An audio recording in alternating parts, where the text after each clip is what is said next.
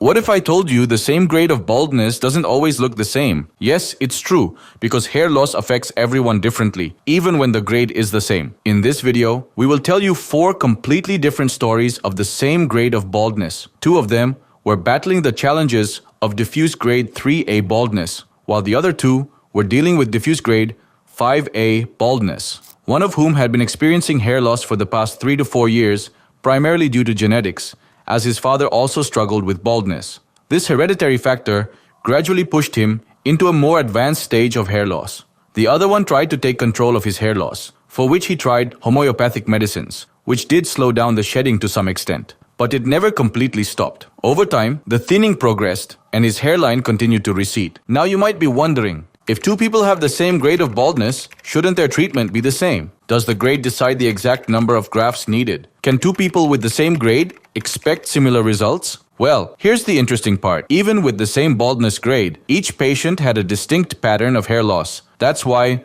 the number of grafts we implanted varied in every case, customized precisely to their specific needs and the exact areas affected. Stay tuned till the end to witness their amazing results and see how their journey progresses from the first few months to a complete year or further. Patient 1 had baldness of diffuse grade 3A. In his case, the hairline had not receded, but thinning was spread across the affected areas. The density in the frontal region had reduced, and there was mild thinning in a small portion of the mid-scalp.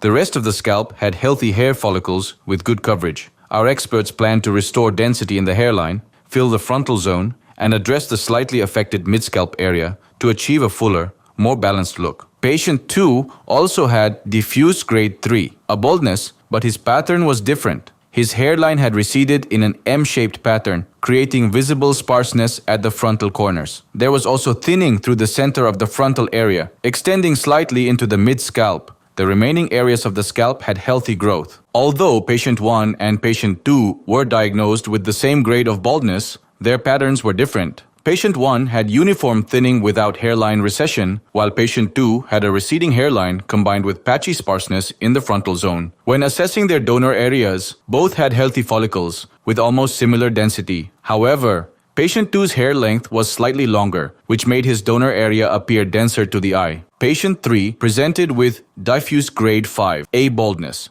His hairline had receded significantly, and both his frontal area and mid-scalp were almost completely sparse, with only a few scattered follicles remaining in the center. The thinning extended from the hairline to the end of the mid-scalp. Interestingly, his crown region was unaffected and retained healthy, dense growth, making it a good contrast to the affected zones. Patient 4 also had diffuse grade 5A baldness with a recession pattern very similar to patient 3. His frontal area and mid-scalp were almost completely sparse, with just a few miniature follicles scattered in between. However, in his case, the mid-scalp was more severely affected than patient 3's, and the thinning extended slightly into the crown region. When examining their donor areas, both had strong and healthy follicles, making them good candidates for transplantation. However, patient 4's donor area was noticeably denser than patient 3's, which provided a slight advantage in terms of graft availability. Even though all 4 patients were diagnosed with the same respective grades of baldness, 2 with diffuse grade 3A and 2 with diffuse grade 5A, the way their hair loss appeared was completely different. This is because the grade only indicates the extent of hair loss, not the pattern. The actual pattern depends on multiple factors, including genetics, the sensitivity of specific follicles to DHT, scalp blood circulation, and even one's lifestyle influences the baldness. For example, in grade 3A, one patient experienced uniform thinning without a change in hairline, while the other had significant hairline recession, creating an M-shaped pattern. Similarly, in grade 5A, one patient's crown remained dense while another's thinning extended into the crown, making his baldness look more advanced. These variations happen because each person's follicles have different genetic resistance levels. Some areas are programmed to miniaturize faster, while others remain stable for longer. If you're also noticing hair thinning or the early stage of baldness, you can simply share your pictures with us. Our doctors will help you understand your current stage and guide you on whether you need a hair transplant or not. Once the initial assessment and grade analysis were completed, our experts moved on to the next step, which was designing the hairline. This stage is about ensuring balanced markings for even density and harmony with the patient's unique facial features. Before the design process began, each patient's hair was trimmed and their scalp was thoroughly cleansed. This ensures a clean working surface, better visibility for planning, and accurate marking of the recipient areas. For patient 1, a custom-shaped hairline was created to restore both the frontal hairline and the surrounding thinning zones. The design included careful angulation and density planning to achieve a youthful yet natural look. The entire affected frontal region was outlined to ensure even coverage. For patient 2, the hairline was shaped to complement his facial proportions while still addressing the larger extent of his frontal thinning. The design extended slightly further back than in patient 1 to ensure a balanced density across the entire affected area. For patient 3, who had a diffuse grade 5A baldness pattern, the hairline was designed not just to frame the face, but also to integrate seamlessly with mid-scalp restoration. The markings extended well into the mid-scalp area, considering the gradual thinning pattern that needed more graft distribution. For patient 4, also with grade 5A baldness, but with wider hair loss coverage than patient 3, the design extended beyond the mid-scalp and reached into the crown region. His pattern required careful allocation of grafts to maintain a uniform look, even in the most visible top and back areas. This individualized approach ensured that each patient's design was not only artistically pleasing, but also technically sustainable for long-term natural results. Once the hairline designs were finalized, the procedure began with the administration of local anesthesia to both the recipient and donor areas, ensuring a completely painless experience for the patients throughout the surgery. For patient 1, diagnosed with diffuse grade 3A baldness, the goal was to restore the hairline with a soft and natural look. Single and thin hair follicles were implanted along the hairline for a feathered appearance, while double and triple follicles were implanted in the frontal and mid-scalp zones to create density. In his case, a total of 2,300 grafts were implanted, all extracted from the safe donor zone at the back of the scalp. Patient 2 also had diffuse grade 3A baldness, but his thinning extended slightly further into the mid-scalp than patient 1. The hairline design was restored using single follicles, while the frontal area and mid-scalp zones received double and triple follicles for volume. Because his affected area was slightly larger, for him, 3,000 grafts were implanted, all extracted from the safe donor zone. Patient 3, with diffuse grade 5A baldness, required a more extensive restoration. Single follicles were implanted in the newly designed hairline to maintain a natural look, while the frontal area and mid-scalp were filled with double and triple follicles to maximize density. His coverage area was significantly larger than the first 2 patients, which required 3,650 grafts extracted from the patient's safe donor area. Patient 4, also grade 5A, had a coverage area similar to patient 3, but with slightly more thinning extending into the crown. After designing a natural hairline with single and thin hair follicles, the frontal area and mid-scalp zones were implanted with double and triple follicles, and the crown was addressed with carefully angled implants to match natural growth patterns. This broader coverage required 4,100 grafts, all extracted from the patient's safe donor zone.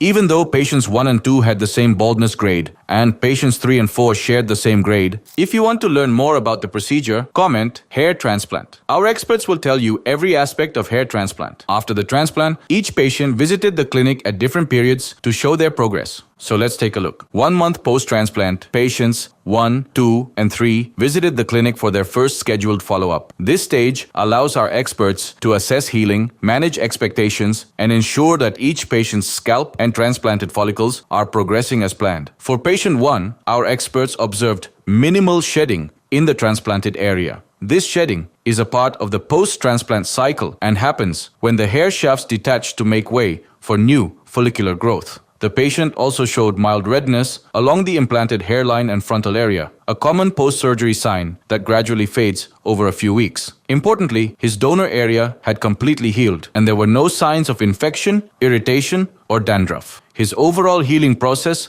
was exactly on track. Patient 2, on the other hand, exhibited a slightly different pattern. Our team noted approximately 40% shedding in the transplanted area, which was higher than patient 1. This is completely normal, as the hair growth cycle varies from person to person. While some patients shed more and others less, it does not impact the final result. His native, non-transplanted hair continued to grow at its usual rate. His donor zone also healed well, even with short hair growth. The extraction points were virtually invisible, demonstrating QHT's precision in extracting follicles. For patient 3, minimal shedding was observed, similar to patient 1. His transplanted area remained healthy and the native follicles were growing at a steady, natural pace. The donor area had fully recovered with no visible extraction signs, confirming optimal postoperative care and technique. At this 1-month stage, all 3 patients underwent their first PRP, platelet-rich plasma therapy session. PRP involves drawing a small amount of the patient's blood, processing it to extract platelet-rich plasma, and then injecting it into the scalp. This treatment nourishes the newly implanted follicles, improves blood circulation, and helps accelerate the transition from the resting to the active growth phase. By the end of this follow-up, all 3 patients had healthy scalps, well-healed donor areas, and no complications, clear indicators that their progress was on track. Patient 1 returned for his second post-transplant follow-up, while patient 4 visited the clinic for the first time after his procedure. This stage is often referred to as the extended shedding phase, a completely natural part of the recovery process where the transplanted hair shafts fall out to prepare for fresh growth. For patient 1, our specialists observed that the shedding had now progressed to approximately 60% in the transplanted areas, a predictable development since the shedding phase typically lasts between 3 to 4 months. The native hair, however, continued to grow with maturity and fullness, ensuring the scalp maintained a balanced appearance during this temporary transition. His donor area was completely undetectable even upon close examination. Patient 4, attending his first follow-up, was also evaluated thoroughly. He had experienced around 90% shedding, the highest percentage observed among all 4 patients in our ongoing series. Despite this, his native hair growth remained healthy and mature. His donor area had also healed perfectly, with no visible scarring or uneven texture. During this visit, he underwent his first PRP therapy session to speed up the onset of the active growth phase. While the shedding might seem concerning to patients, both cases were well within the expected recovery timeline, and the months ahead will bring visible new growth and density improvements. Patient 1 arrived for his third follow-up, and patient 2 returned for his second post-transplant evaluation. By this stage, the most crucial transition in the hair transplant journey from the shedding phase to the active growth phase was well underway for both patients. For patient 1, our experts noted that the shedding phase had completely concluded and the transplanted follicles were now firmly rooted and producing fresh strands. The emerging growth displayed a healthy texture and the hairline had started taking a defined, natural shape. From the frontal view, he appeared to have achieved a noticeable boost in volume, giving a fuller and more youthful frame to his face. However, when assessed from a downward angle, minor gaps in density could still be seen in certain areas of the scalp, a normal occurrence at this stage. These gaps are expected to gradually close as the hair continues to thicken over the next few months. For patient 2, a similar recovery pattern was observed. The shedding phase had ended, and the follicles were actively transitioning into the growth cycle. The new hair shafts were beginning to surface with his native hair. Interestingly, the non-transplanted areas on his scalp exhibited voluminous growth, which further enhanced the overall appearance during this intermediate stage. This period marks the foundation for the even coverage that will become apparent between the 6th and 12th months post-transplant. 5 months after the hair transplant procedures, patient 3 and patient 4 returned to the clinic for their second post-surgery evaluation. By this stage, the transition from early growth to an established phase was visible, yet the journey toward full density was still ongoing. For patient 3, our experts noted a well-defined improvement in the hairline, which was now taking a natural and balanced contour. The transplanted follicles in the frontal zone were growing steadily, producing mature strands. While minor gaps were still visible when viewed from certain angles, these were entirely expected at this stage. In the mid-scalp and crown regions, however, there was a boost in volume, giving the scalp an overall good appearance. Patient 4 showed a similar development pattern. His hairline was also beginning to frame his face with improved definition, and the follicles were maturing with healthy texture. The frontal area displayed visible growth, but like patient 3, gaps were still visible there. In his mid-scalp and crown region, hair growth was evident but slightly less voluminous compared to patient 3. A highlight in his progress was the intact swirl at the crown, which was growing in a natural direction, enhancing the realism of his results. His donor area was virtually undetectable. At this stage, it is entirely normal to see minor gaps in transplanted areas. Over the next few months, these areas will progressively fill in, leading to a thicker, more even coverage. We have now reached the mid-phase of the hair transplant journey, and the progress so far is right on track. If you also want to overcome baldness, book your consultation with our experts today. 7 months post-transplant, both patient 1 and patient 2 visited the clinic for their follow-up, and their transformation was amazing. Patient 1 now displayed a hairline that was not only perfectly defined but also artistically designed to complement and frame his facial features. The once thinning frontal region was now filled with dense, healthy hair growth, with seamless blending between transplanted and native hair. The texture, shine, and direction of growth matched naturally, making it impossible to distinguish between the two. The mid-scalp and crown had filled in uniformly, offering an even coverage across the scalp. The improvement significantly rejuvenated his overall look, restoring a youthful balance to his appearance. Patient 2 showcased equally impressive progress. His hairline was sharp, proportionate, and tailored to his facial symmetry. The frontal zone and mid-scalp exhibited voluminous density, while the transition into his native hair was smooth and undetectable. Areas that were not affected by hair loss had also maintained their fullness, which further enhanced the uniform look of his scalp. The growth pattern and direction were consistent, and the overall hair volume was enough to style freely without concern for visible gaps. For both patients, this marked the first true glimpse of their near-final results. While the density and texture were already close to completion, the upcoming months would bring even more maturity, thickness, and natural blending. The journey so far had exceeded expectations, and the progress was going well. 11 months post-transplant, both patient 1 and patient 4 visited the clinic, revealing transformations that truly reflected the artistry and precision of their hair transplants. Patient 1 arrived with his final results in full display. His hairline had matured beautifully, taking on a natural yet well-defined contour that perfectly complemented his facial structure. The frontal area, once visibly thinning, was now densely packed with healthy hair, creating a full and youthful appearance. The mid-scalp and crown also showed impressive density, with every region blending seamlessly. Compared to his 7-month progress, the volume, texture, and coverage had noticeably improved, and his results are expected to maintain their natural appearance for many years to come. Patient 4 visited for his 3rd follow-up. His hairline had settled into a balanced, natural shape, framing his face. The frontal and mid-scalp zones, which previously displayed significant thinning due to diffuse grade 5, a baldness, were now filled with thick, voluminous hair. The transition between transplanted and native hair was so seamless that even under close observation, no distinction could be made. His untreated crown had developed a natural swirl pattern, adding to the realism of the overall result. Both patients showcased exceptional growth. Patient 1, starting with diffuse grade 3 of baldness, achieved outstanding density, while patient 4, despite a more advanced grade 5 of baldness, gained robust coverage and volume. 12 months post-transplant, both patient 2 and patient 3 visited the clinic to present their 12-month post-transplant progress, each showing a distinct transformation based on their initial baldness patterns and hair growth pace. Patient 2 arrived with a hairline that had now reached full maturity. Compared to his 7-month results, the hairline appeared softer, more natural, and perfectly aligned with his facial proportions. The density across the frontal, mid-scalp, and crown was lush and even, creating a youthful, full-bodied look. His transformation from the initial stage of baldness to this final result was nothing short of dramatic. For someone who once had limited styling options, he now enjoys complete freedom to choose any haircut or hairstyle he desires, restoring not only his hair, but also his self-confidence and personal style. Patient 3, who began with diffuse grade 5 of baldness, an advanced stage with significant thinning, also showed notable improvement over the year. His hairline had taken a well-defined shape, framing his face naturally. However, his growth rate was slower compared to the other 3 patients in this series. While his density was not yet as thick as theirs, this is entirely normal for certain patients, especially in higher grade baldness cases. His hair transplant was progressing well, and the transplanted hair will continue to gain thickness and coverage over the next several months. With more time, his scalp will appear denser, and the final outcome will be more evident.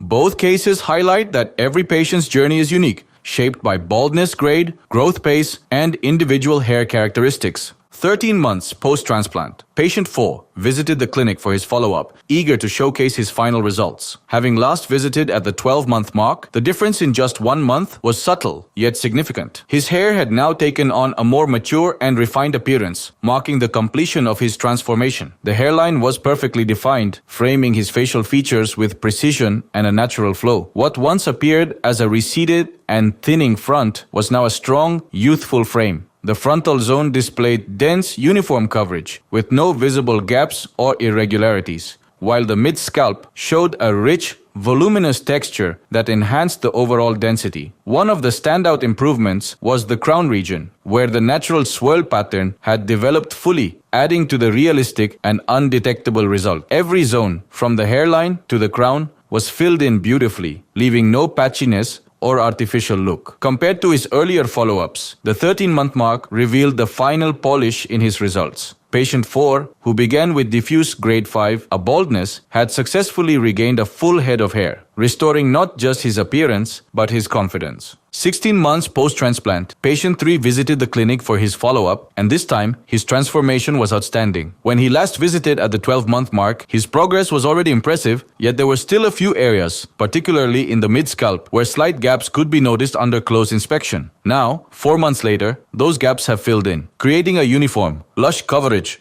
across his entire scalp. His hairline has taken its final, mature shape, framing his facial features naturally and proportionately. What was once a receded and undefined front is now a strong, youthful frame with a seamless blend between transplanted and native hair. The frontal zone has developed a rich, dense texture, while the mid-scalp, previously slower in progress, has now caught up, displaying the same volume and fullness. He now enjoys the freedom to style his hair however he wishes, backed by the confidence of a natural, permanent transformation. Patient 1 showcased his final results at the 11-month mark. Patient 2 reached his final stage in 12 months. Patient 3 displayed his complete results at 16 months, and Patient 4 achieved his final look in 13 months. If you also want such a result for yourself, then right now, book a consultation with our experts. In this video, we look at 4 male patients with different grades and patterns of baldness. Patient 1 and Patient 2 both presented with diffuse grade 3A baldness, whereas Patient 3 and Patient 4 had advanced diffuse grade 5A baldness. Patient 1's hairline had receded and thinning spread across his frontal area and mid-scalp, but his crown had fair coverage, and the donor area was healthy. Patient 2, with the same grade of baldness as of 1, had almost disappeared hairline, only a few follicles remaining in the frontal tuft, also affecting a slight area of mid-scalp. The overall look made him appear older than his age. Patient 3, with an advanced stage, had a receded hairline with the frontal area and mid-scalp nearly bare. His donor area was good, but we knew his journey would need more time to reach its full potential. Patient 4